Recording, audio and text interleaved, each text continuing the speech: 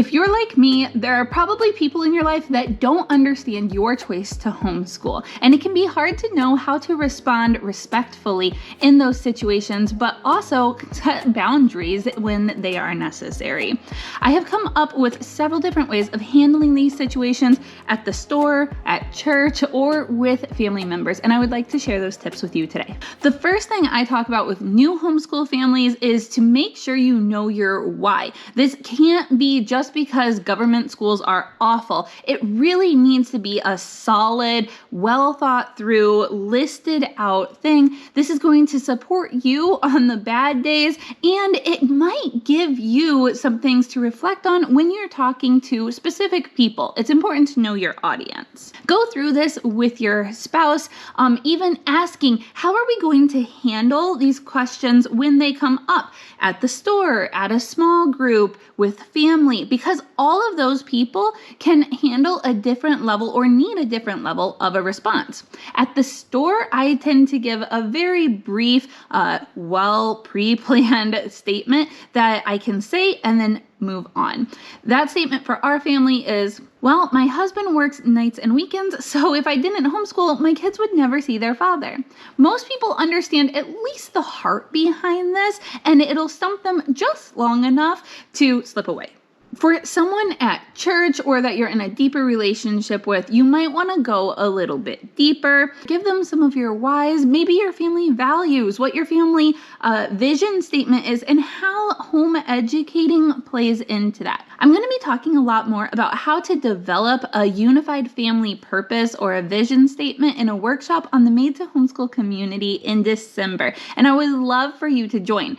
Most people don't even understand what homeschooling is. And just like you're educating your children, we need to educate society. We need to inform them of all of the options that there really are now, even outsourcing options. Beyond that, it might be valuable to ask them, what exactly are they afraid that your children will be missing out on by not going to school? What did they enjoy about public school? What do they think that the values are of public school? As humans, we tend to recognize beauty in familiarity, even if it really isn't that beautiful. It's what we know, it's what we're comfortable with, and anything else can kind of be scary. So when people don't understand what homeschooling is, they look back on the past and just say, well, that's the way it's always been done. Oh, I loved this about my school. And they forget about some of the negative aspects. So sharing your testimony about your experiences in school, if you're comfortable with that, could also be beneficial. It can remind them that there are negatives to going to school as well.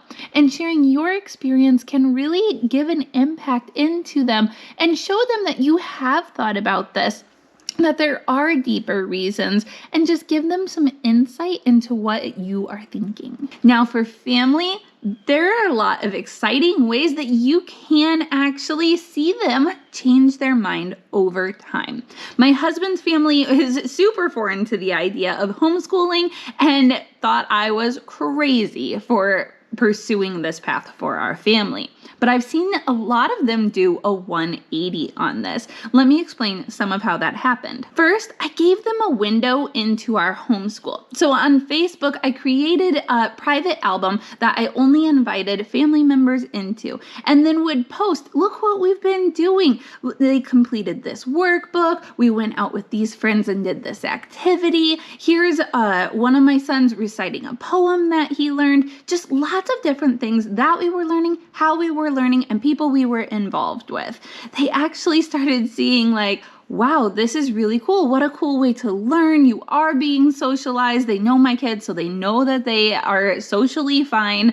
Well, as socially fine as their parents. And that has been huge. Seeing them go from questioning why we would homeschool, now asking, you're going to keep homeschooling, right? Like you do so good at it. Oh, I could never homeschool. I don't have the patience like you do. They're questioning their own abilities. And I get to tackle that then instead and talk about how they can be equipped to homeschool if they wanted to do that with their families also. You might consider inviting those family members in. A lot of our families have a background in education or special skills in some way. So if your mother-in-law used to teach English at a public school, maybe you could say, hey, I would love for you to help me pick out my curriculum, for you to teach my kids this subject. It could just be handwriting, it could be reading, it could be grammar once a week. Like, you could pick something specifically to get her involved. Maybe your mom taught piano lessons or knows just how to play the piano and could teach your kids that skill. Maybe your dad is good at carpentry and could teach your kids some of those skills. There are so many ways that parents can be involved, and then they get really excited. Also, if they live a distance away, go visit them during the week and then point out, hey, we could never do this if our kids went to public school. We would be limited to summers and weekends, but now we can visit you whenever we want. Isn't that great? Also, if they live a distance away, you could do read-alouds over some kind of video platform where they could still interact with your kids and be involved. Most importantly, I want you to remember that your identity does not come from what anybody else thinks about you. And also, when the end is here, you only have to answer to one person, and that is the one who called you to homeschool in the first place. So while everybody else might not agree with your choice, he does. The one who called you to does. And you need to be able to stand up and say that you followed his calling in your life. Now, there are a ton of other homeschool moms that are also following that calling because they believe that they were made to homeschool. And you can get encouragement daily at the Made to Homeschool community. Moms are passing on tips and tricks, asking questions, and just being involved, live interactions and chat rooms, all kinds of different situations. And I think this would really benefit just about any mom. This Black Friday would be a great time to join because there's going to be a huge sale. So make sure that you're following along, and I will get you that information either in the community tab or over on Instagram, but be watching out for that. Thanks for joining today. I hope that this was a helpful video for you. Go ahead and click on this video next. Bye-bye.